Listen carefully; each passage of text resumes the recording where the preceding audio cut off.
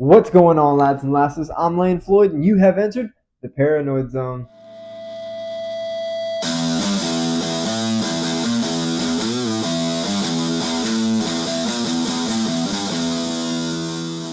Today we're going to be covering Predator Badlands, directed by Dan Trachtenberg. I feel like this franchise has been in a very inconsistent spot ever since the second film.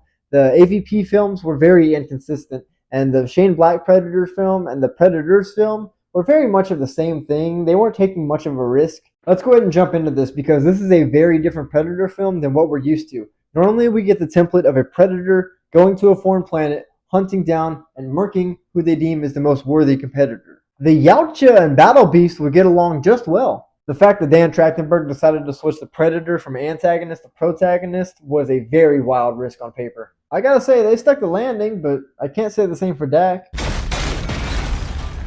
Here's where I'm gonna give a spoiler warning. If you haven't seen Predator Badlands, go watch it before you watch the review. Don't forget to come back, though. Don't forget to come back. This intro is very Star Wars influenced, which I'm not complaining about, but I did have to do a double take when I first watched this. We dive a lot deeper into the Yautja culture, especially with the intro and outro of this film. We get Dak, our main predator, who's being hunted by his brother, who's being tasked by the father to kill him for being the runt of the group. His brother ends up sparing him, seeing that he has some potential in him.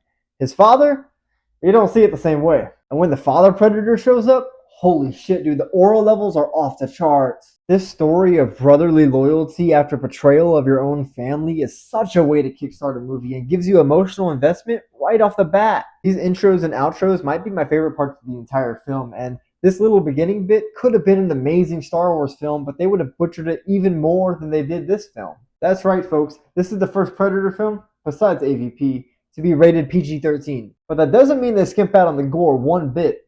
They just had to change the color to green instead of red. Mainly to get the MPAA off their back, but I could also see a world where they would do it to kind of reach a more mainstream audience pool. Once Dek arrives on this planet, he is immediately robbed of all his gnarly gadgets that I was excited to see. Nice going, tree monster. That's one aspect I love about this film. The world building is off the chain. The small changes like razor grass and those little plants that shoot darts whenever you drop the rocks. In a way, they're kind of putting Dak in the same position they put Arnold in the first film, where he's kind of stripped of his weapons, kind of relying on more of a primitive way of hunting.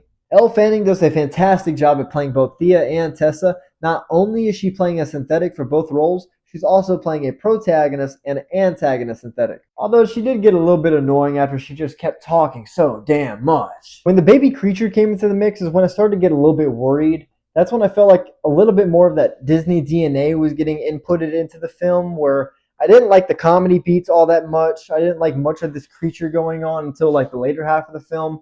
Though I'm not gonna lie, I did crack a smile when he started copying the mannerisms of the Predator. That got me. Once Dak closes in on his target, this Callisk, he quickly realizes it's a Cthulhu-type beast with the healing power of Wolverine on steroids. The inclusion of Weyland-Yutani in the film was a nice touch.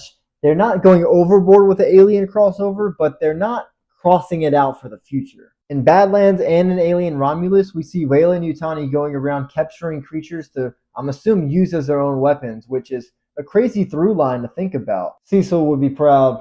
The third act was decent enough, but I didn't have any emotional investment because at the end of the day, we're just killing synths over here. Fucking clankers! Definitely would consider this my least favorite part of the film. I wouldn't say it's bad or anything, but just lackluster compared to the rest of the film. Although there was one scene where there was a torso and a pair of legs fighting together, so that was kind of dope. Now where this film really hits it on the nail is when Dak returns home with his trophy. I don't know if he was going into this planning on a fight, but when his dad saw his report card, he immediately went for the ass whooping. Now I'm not a Yautja culture expert, but using the invisibility cloak in a 1v1 seems very dishonorable and, pardon my French, kind of a bitch move. This underlying metaphor where the Yautja finds and chooses his own family because he realizes that the blood family that's given to him isn't what aligns with his personal moral representations just hits different. I don't know if his father was the king of this tribe or what, but his mother kind of seems like the bigger deal. And this is my problem with this franchise going forward. They're setting up a sequel, meaning we might get a reoccurring Predator in the future. I don't want this to turn out like Terminator 2, an all-timer. No one's denying that. but it did kind of throw the franchise into a downward spiral after that film. At the end of the day, the Predator is an antagonist. He's not an anti-hero. Like, it's good for a one-off film, but I don't want the Predator to be like this whole rebellious figure fighting against Weyland-Yutani. I genuinely think you leave this film alone. I mean, you already said it, the sequel, so. Through and through, this is a phenomenal Predator movie that flips its premise on its head. I still think I prefer Prey over this slightly, but it's neck and neck. I can't wait to see what Dan Trachtenberg decides to do with the future of this franchise, especially with blending the worlds of Alien and Predator together. I think there's a lot of potential with that, especially if we do it the right way this time. I want to work out a rating system before I give this the definitive rating, but as of right now, I'll give it a 4 stars out of 5. If you feel any differently or have a rating of your own, drop it in the comments. Let's not be strangers now.